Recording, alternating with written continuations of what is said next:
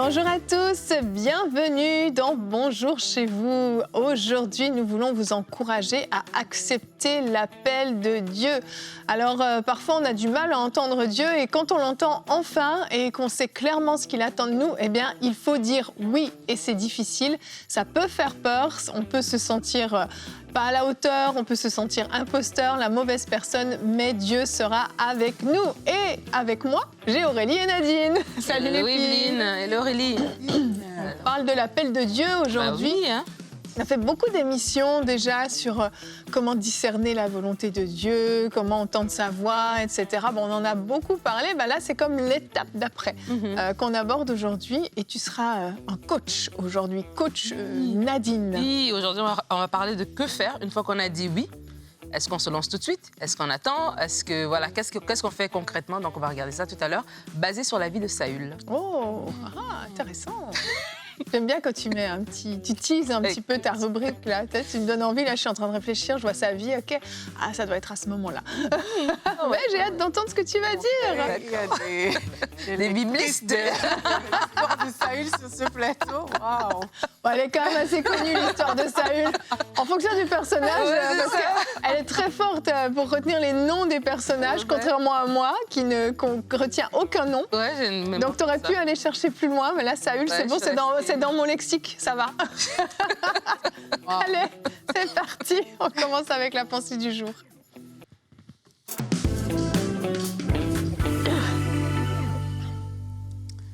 Je vais commencer par cette citation de Nelson Mandela qui dit que cela semble toujours impossible jusqu'à ce qu'on le fasse. Et peut-être que c'est ce que tu ressens aujourd'hui. Tu as ce rêve que le Seigneur a mis dans ton cœur. Il y a cette vision de Dieu qui est là et à tes yeux, tu te dis, c'est impossible, je n'y arriverai jamais. Et nous-mêmes, ici sur le plateau, et quelquefois ça arrive à plusieurs personnes, parfois au début on te dit, mais fais telle chose, le Seigneur veut que tu le fasses, mais il y a cette résistance qui est à l'intérieur parce que tu sais que ça va te faire sortir de ta zone de confort, tu sais que ce ne sera pas forcément évident pour toi et tu n'as pas envie. Tout simplement. Mais la bonne nouvelle, c'est que Dieu nous dit, la Bible nous dit que Dieu sait de quoi nous sommes faits. Et c'est mon encouragement pour toi aujourd'hui. J'aimerais te dire que Dieu sait de quoi tu es fait. Dieu connaît tes faiblesses, Dieu connaît tes manquements. Dieu sait exactement quelles sont tes limites.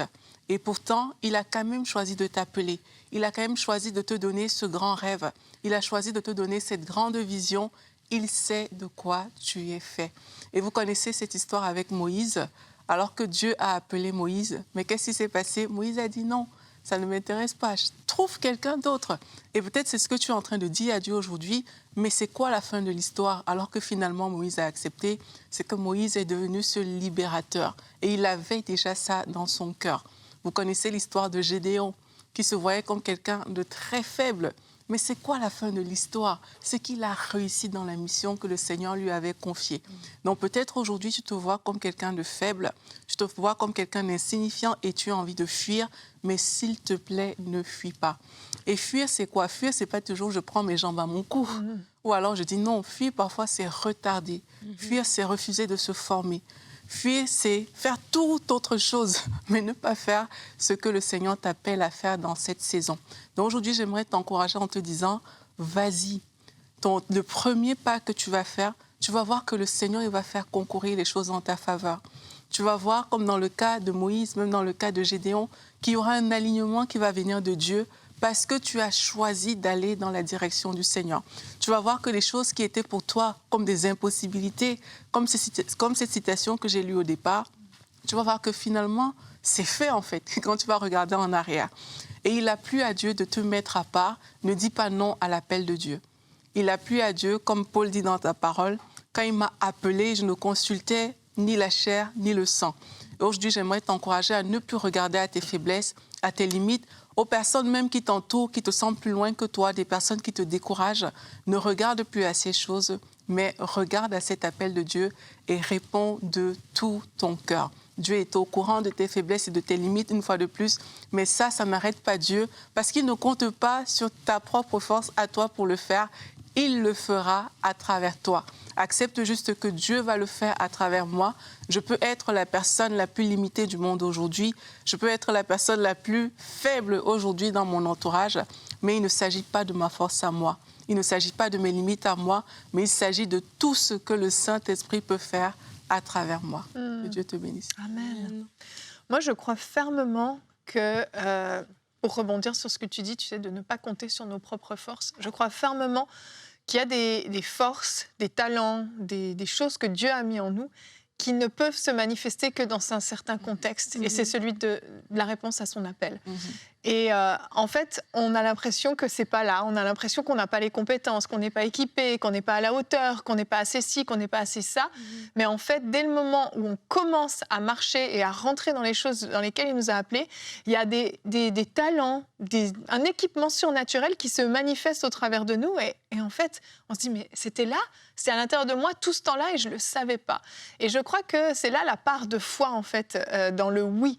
Le fait de dire oui à l'appel de Dieu, c'est de croire que même si je ne le vois pas, je ne le ressens pas, je suis équipée pour cette tâche-là. Et ça demande vraiment d'avoir les yeux de la foi, parce que si on se regarde juste dans le miroir, on va voir tout ce qu'on n'a pas, tout ce qui nous manque pour le faire. Et c'est ce que Jérémie a fait, et j'aime ce que Dieu va lui répondre dans Jérémie 1, au verset 7 et 8. C'est notre verset du jour. « Et l'Éternel me dit, ne dis pas, je suis un enfant, car tu iras vers tous ceux auprès de qui je t'enverrai. Et tu diras tout ce que je t'ordonnerai. Ne les crains point, car je suis avec toi pour te délivrer, dit l'Éternel. » Dieu lui dit, ne dis pas, je suis un enfant. Parce qu'en fait, Dieu ne voit pas Jérémie comme un enfant. Dieu voit Jérémie comme un homme fort, un homme solide, un prophète qui va partager sa parole, qui va répandre le message que Dieu lui a confié. Et en fait, c'est cette histoire de regard qu'on a sur nous versus le regard que Dieu a sur nous. Il y a une équation qui est très simple. Si je fais moi plus moi égale échec, moi plus Dieu égale réussite. Amen. C'est aussi simple que ça. Et quand tu mets Dieu dans l'équation, là, ça fonctionne. Sans lui, OK, c'est vrai. Sans lui, si je regarde aux circonstances, à qui je suis, à ce que j'ai accompli dans ma vie, je me dis, je ne suis pas la bonne personne, je ne suis pas qualifiée. Mais si tu regardes à ce que Dieu peut faire au travers de toi, finalement, il n'y a aucune limite. Tout devient possible, pour autant que je lui obéisse, pour autant que j'accepte le mandat qu'il m'a confié. Non, c'est super ce que tu dis, c'est vraiment vrai. Et Aurélie, quand elle parlait dans sa pensée, c'était une super pensée. Elle a parlé de Paul, que Paul a dit, je n'ai consulté ni la chair ni le sang.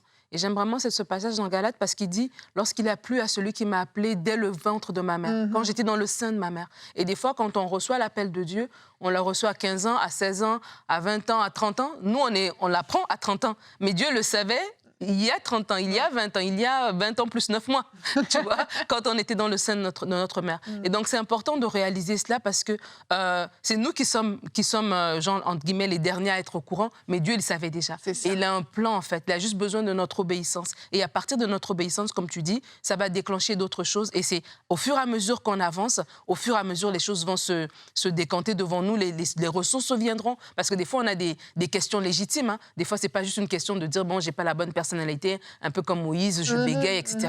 Des fois, c'est question de moyens. Oui. Voilà, j'ai un brûlement dans mon cœur, je sens que je dois ouvrir une association, je sens que je dois ouvrir un magasin, peu importe, mais je n'ai pas les finances. Et là, comment je fais? Mais commence d'abord, mets un pas. Et Dieu qui t'a appelé, c'est comme si tu vas te rendre compte que je rencontre quelqu'un qui dit « Ah ben tiens, j'avais les finances, mais je n'avais pas le projet pour associer à cela. Et toi, tu amènes le projet et lui, il amène les finances ou vice-versa. » Et donc, vraiment, je veux nous encourager à cela parce que c'est humain de se regarder à soi. Tu vois, c'est humain pour Jérémie de dire je suis un enfant, je n'ai pas les compétences, je n'ai pas les connaissances. Et c'est vrai. Et c'est vrai, il y a d'autres prophètes qui sont là, qui sont plus vieux que moi. Moi, c'est ça qui me manque et tout. Mais c'est humain de se regarder. Mais comme Yanis aime dire, faut aller dans le divin et non dans l'humain. C'est divin. Allez, ciao, c'était Yanis Gauthier. Il faut se mettre en mode divin et dire, en fait, je ne me regarde pas moi. Je regarde au Dieu de l'impossible, au Dieu extraordinaire. C'est lui qui m'a choisi et c'est lui qui va m'équiper. Amen. Et une chose aussi, c'est de réaliser que Dieu connaît déjà la fin de l'histoire. Parfois, on pense que Dieu ne le sait pas, en fait. Ou nous, on est tellement au début de l'histoire qu'on croit que Dieu est à ce niveau-là. mais Dieu connaît déjà la fin de l'histoire. Dieu sait déjà que Moïse va libérer le peuple. C'est Moïse qui ne le sait pas encore et c'est pour ça que Moïse a du mal à l'accepter. Donc, si le Seigneur te montre quelque chose, sache qu'il connaît la fin de l'histoire. Sache que dans l'histoire, il y aura des rebondissements. Dans l'histoire, il y aura des choses que tu n'as pas prévues. C'est comme une aventure, en fait, dans laquelle on s'engage avec le Seigneur. Il faut aimer ces aventures-là. Il faut aimer même de ne pas tout comprendre. Parce que c'est ça qui t'assure que c'est Dieu qui te dirige. Et c'est bon signe. Ça, c'est quelque chose que j'ai aussi envie de dire aux gens. C'est que c'est bon signe même quand tu tâtonnes. Tu vois, c'est bon signe quand tu n'as pas toute cette assurance-là à l'intérieur de toi parce que c'est ce qui montre que tu dépends de Dieu. Tu vois, mais si tu te lèves et que, oh oui, je suis l'appelé de Dieu et tout, tu vois, là, on voit quand même il y a beaucoup de travail qu'il faut peut-être faire, tu vois. Mais un petit brisement par-ci, par-là pourrait faire du bien. Mais c'est quand même bon signe de voir que, OK, je ne comprends pas tout, mais le plus important ici, c'est de dire oui. C'est ça. C'est de ne pas juste fuir, c'est de ne pas retarder même. Parce que comme je disais dans la pensée, parfois, ce n'est pas qu'on a dit non, c'est juste qu'on fait toutes les autres choses qui ne vont pas nous amener là-bas, dans ce qu'on a vu.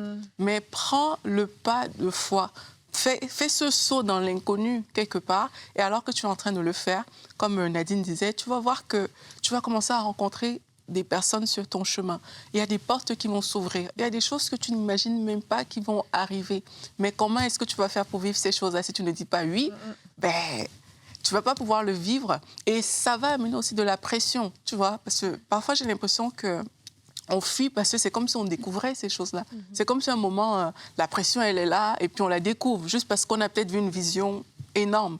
Mais sache déjà que oui, il y aura la pression, oui, il y aura des rebondissements, oui, ça ne va pas se passer comme toi tu penses dans ta tête, mais c'est une bonne nouvelle en fait que ça ne se passe pas comme ça parce que tu vas dépendre de Dieu. Puis laisse les choses venir quand elles viendront, tu les géreras quand ce sera le moment parce que si tu vois juste les épreuves que tu vas avoir, si tu dis oui, juste les impossibilités, juste ce qui va être compliqué, forcément, tu as un tas de trucs négatifs. Mais en fait, il va étape par étape. C'est pas évident, parce que l'homme aime contrôler. Mais tu y vas étape par étape. Étape 1, Seigneur, je te dis oui, je veux t'obéir, je ne sais pas tout, je ne comprends pas tout, c'est pas très clair même ce que tu me demandes, mais je veux juste que tu saches que mon cœur te dit oui, mon cœur est disponible. Déjà, juste ça, tu donnes accès à Dieu pour pouvoir venir affiner la vision, déposer les choses plus clairement, amener les bonnes personnes à toi-même.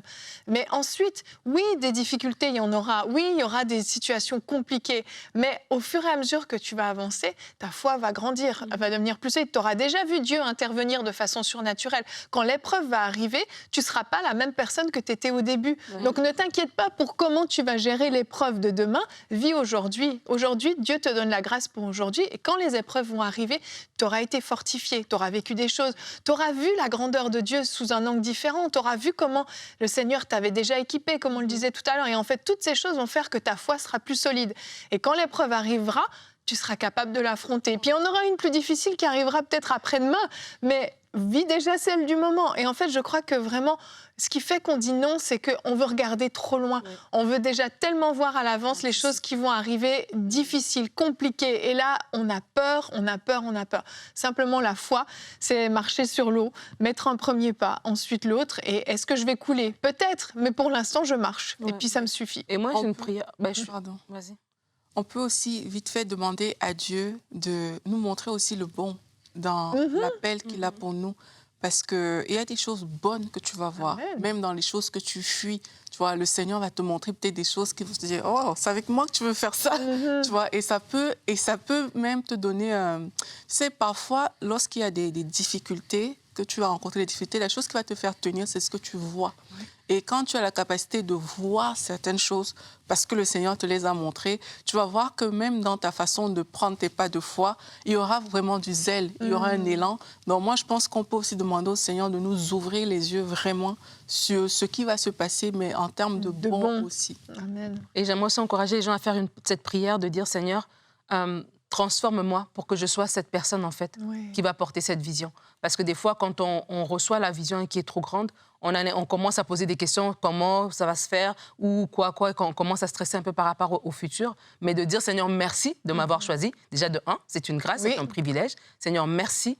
Et maintenant, voilà, que je sois cette personne. Et c'est comme ça que Dieu commence à nous transformer. Et on va le faire de toute façon. Mais vaut mieux qu'il travaille déjà ça en amont, pendant que les choses sont en train de se faire. Comme ça, quand on va arriver, puis on va atteindre arriver à cette étape-là, bon, on sera déjà prêt. Et des fois, on ne prend pas le temps de prier pour nous-mêmes, prier pour notre caractère, prier pour notre cœur, prier pour notre discipline. Toutes ces choses que Dieu doit aussi travailler pour qu'on soit capable aussi de porter cet appel. Complètement. Et Nadine, on reste avec toi sur toutes ces bonnes paroles de sagesse. On va voir qu'est-ce qu'on fait une fois qu'on a dit oui. What the next step? Allez, dans le conseil du coach.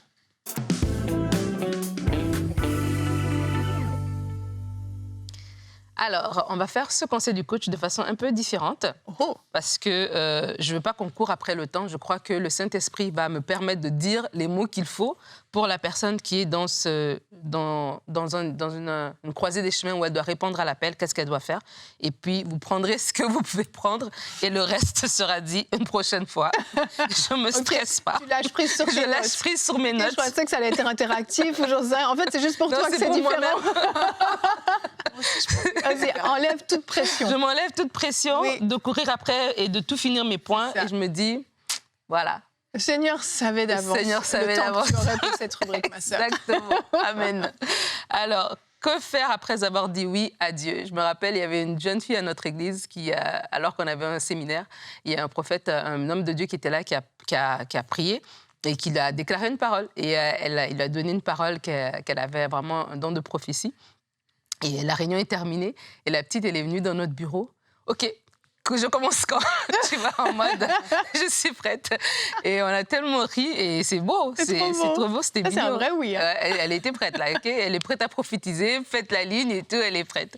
Et c'est un peu ça, des fois, quand on reçoit l'appel de Dieu, on dit oui et on a l'impression, c'est demain matin. C'est demain matin que ça commence, mais des fois, il y a un temps qui va s'écouler entre notre oui et entre le temps qu'on commence à faire ce que Dieu nous appelle à faire. Des fois, ça peut être oui par rapport à, comme on a dit dans la discussion, faire une ONG, faire un organisme, peu importe. Ça peut être aussi dans le ministère. Et comme Aurélie parlait de Paul, Paul, quand il a dit oui, quand il est dit dans cette phrase dans Galates, il s'est écoulé un temps avant qu'il arrive à rencontrer les apôtres. Il s'est écoulé un long temps avant qu'il commence aussi à se promener, à annoncer l'Évangile. Donc, ce n'est pas l'histoire de quand ça va se faire, c'est quoi le timing, c'est l'histoire est-ce que je suis prêt à le faire, en fait. Et c'est ce que Dieu veut travailler. On va s'inspirer de l'histoire de Saül et je vais vous inviter vraiment, si vous êtes dans une situation où vous êtes en train de lutter par rapport à l'appel de Dieu, lutter par rapport à répondre, de chercher aussi dans la parole des personnes qui ont eu le même parcours pour s'inspirer, tu vois. Si tu es quelqu'un, tu luttes parce que tu te sens faible à cause de ton passé, médite l'histoire de Moïse et vois que oui, on peut avoir commis des erreurs, oui, on peut avoir eu un mauvais départ, oui, on peut avoir même des lacunes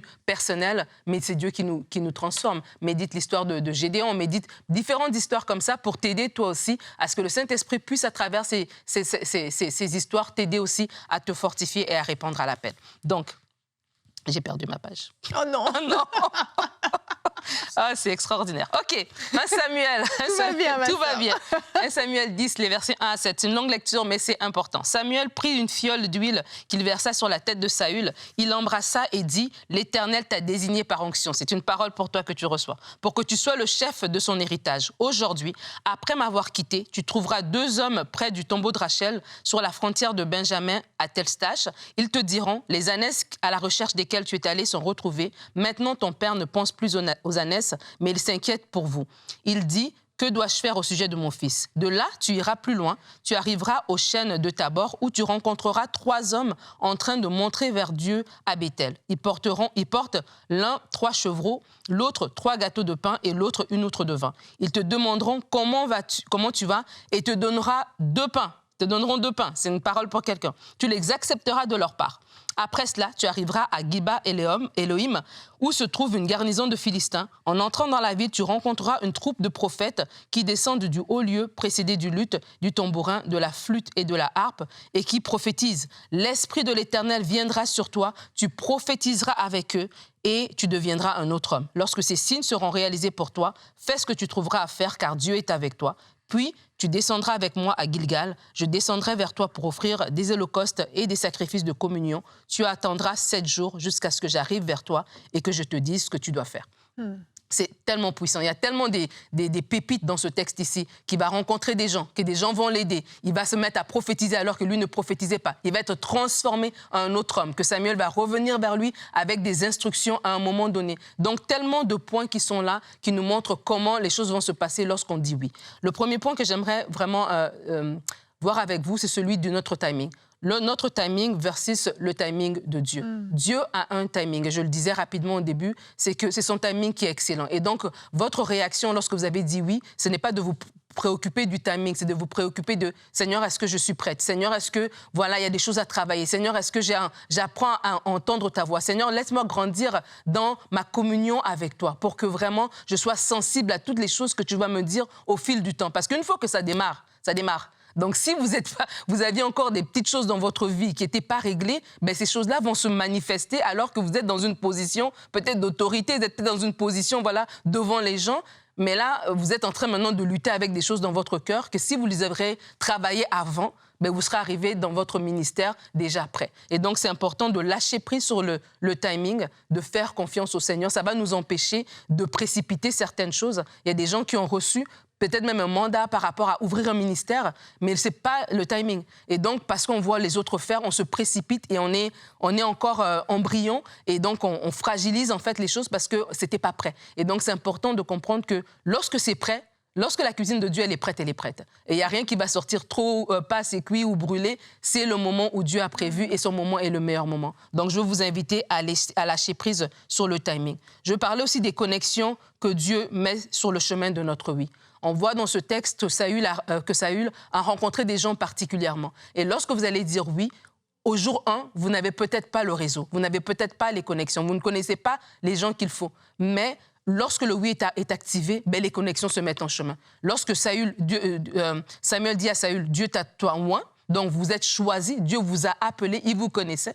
Et alors que Saül accepte cette onction, les gens, il rencontre des gens, il rencontre quelqu'un qui va lui donner des cadeaux et Samuel lui dit, tu vas accepter ces choses-là. Donc, acceptez aussi les gens que vous allez rencontrer. Vous ne pourrez pas tout faire par vous-même. Vous ne savez pas tout. Et il y a peut-être que vous avez la connaissance au niveau matériel ou je ne sais trop, mais peut-être qu'il y a besoin de quelqu'un qui va faire votre site Internet.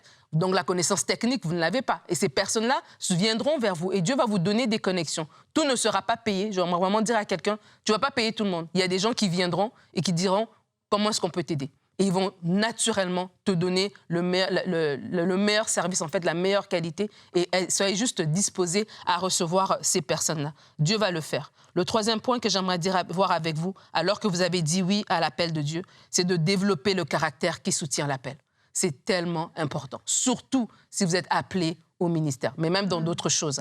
Mais vraiment développer le caractère qui va soutenir l'appel. L'appel, il est là. Il va être là, en fait. Dieu ne se répand pas de ses dons et de ses appels. Mais des fois, c'est nous-mêmes qui allons court-circuiter, qui allons saboter ce que Dieu nous a donné parce que notre caractère n'essaie pas de développer en secret. Mais ce qui ne s'est pas développé en secret, lorsqu'on va être exposé devant tout le monde, ben, si tu avais déjà un petit orgueil, cet orgueil-là va grandir. Si tu avais déjà une faiblesse voilà, dans tes relations, cette faiblesse-là va grandir. Si tu avais un souci, tu étais mélancolique, ben, ça va grandir en fait parce que la pression des gens va t'amener encore à aller dans tous tes travers en fait. Donc vraiment, je vais vous inviter à développer ce caractère. Grandissez dans votre discipline, grandissez dans votre amour, grandissez dans votre bienveillance, dans votre patience, toutes ces choses, dans le fruit du Saint-Esprit. Développez le caractère pour soutenir l'appel que Dieu vous donne.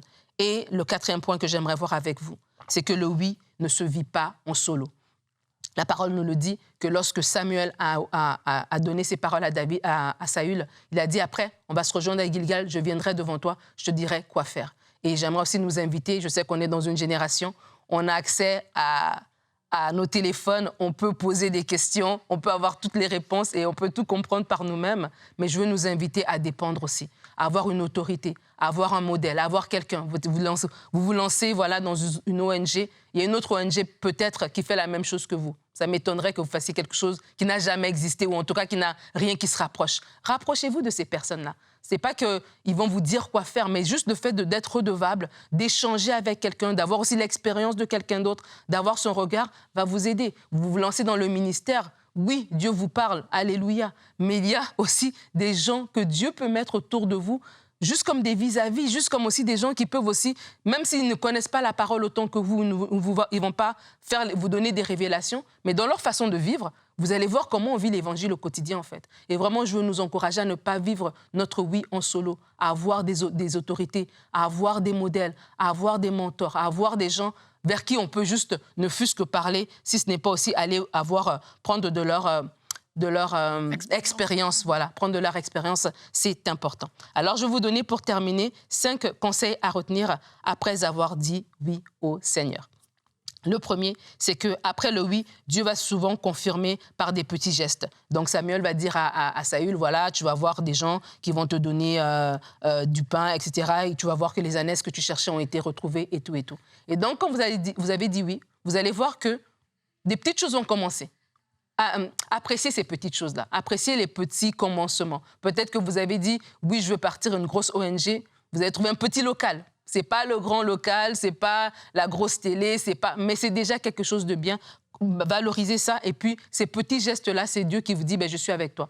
Je te donne un petit local. Je te donne déjà une première personne qui croit en ton projet. C'est Dieu qui vous fait un clin d'œil pour vous dire que je suis avec toi, etc. Donc, de valoriser ces petites choses-là. Je vais vous inviter aussi à apprendre à recevoir. Donc, je parlais tout à l'heure de ces gens qui ont donné à Saül, de recevoir, d'avoir l'humilité aussi, de dire, ça, j'ai pas. Et Dieu va pourvoir aussi à travers des gens. Des fois, on veut tout faire nous-mêmes et on ne veut pas que quelqu'un dise, je l'ai aidé en chemin. Mais non, on a besoin. Et c'est tout à fait normal. Et cette humilité, des gens qui vont vous aider en chemin, qui vont vous montrer comment faire et de tout simplement les accepter. De ne pas se dire, je n'ai besoin de personne. Vous avez besoin des gens. Le troisième point, c'est que l'onction est un point de départ, ce n'est pas la destination. Donc l'onction, elle est là, mais vous devez aussi développer le caractère, développer la discipline spirituelle, sanctifier vos relations autour de vous. Toutes ces choses-là, vous pouvez être l'homme le plus loin du monde. Mais si vous n'avez pas de discipline dans votre vie personnelle, si vos relations, vos fréquentations ne sont pas sanctifiées, toute cette onction ne pourra pas vous tenir sur la durée. Et ça, c'est important. Le quatrième point, la Bible dit à Saül que tu deviendras transformé en un autre homme. Et comme je le disais tout à l'heure, de vraiment travailler sur cette transformation personnelle. À la fin de la journée, vous aurez à rendre compte devant Dieu. Alors, je vous encourage à vous tenir devant lui sans rougir. Et le dernier point, la Bible dit que Samuel va lui dire tout ce que tu vas trouver à faire, fais-le. Et je vous encourage aussi à commencer par des petites choses peut-être, mais tout ce que vous trouvez à faire, commencez à le faire. Et petit à petit, comme ça, vous allez voir les choses se décanter. Merci, voilà. Nadine. T'as réussi?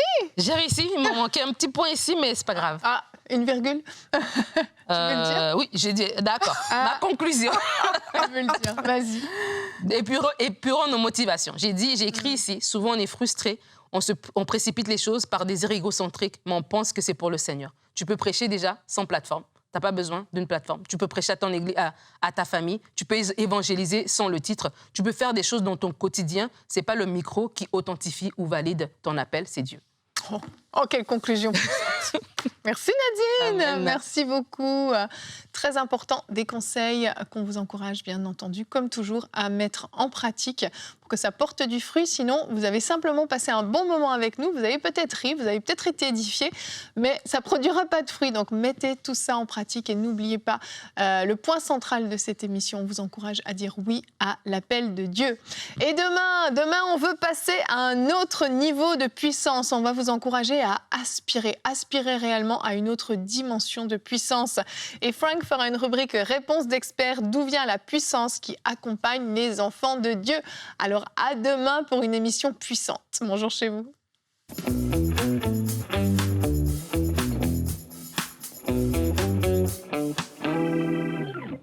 Hello, hello mon ami, ici Yanis Gauthier en direct du centre EMCI. Je vais voir les équipiers, je vais leur dire bonjour, je viens de Paris. Ici, ils sont là, ils comptent pas leurs heures, ils travaillent dans l'excellence et je suis tellement reconnaissant de travailler avec toute cette équipe qui travaille pour une chose, une seule cause, partager le beau message de l'évangile. Tiens, il y en a qui sont en train de travailler là, regarde. On leur fait un coucou.